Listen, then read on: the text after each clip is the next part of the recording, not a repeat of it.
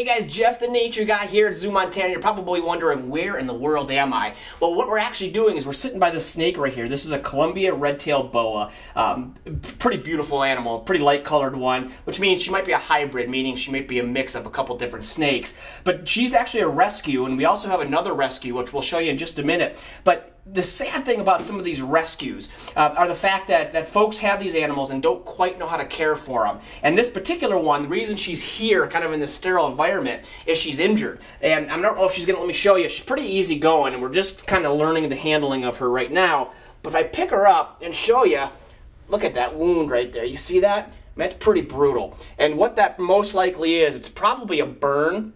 And what happened is that this young lady was kept in a bin along with the other boa that we have. And she was kept in this bin, she was kept in her waist, and unfortunately it caused some issues with the scales. But on top of that, there was a heating element. Obviously these snakes need heat.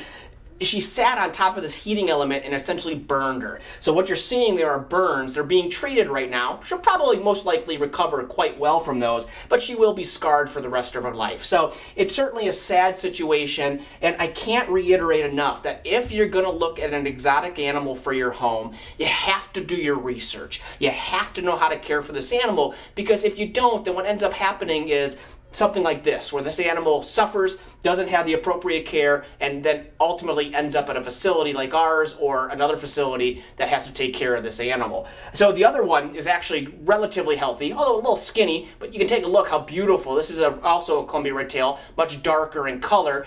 We will put these two back together once all is said and done. Now, Columbia red-tailed boas, pretty amazing animals from South America. They can be upwards of 10 feet long.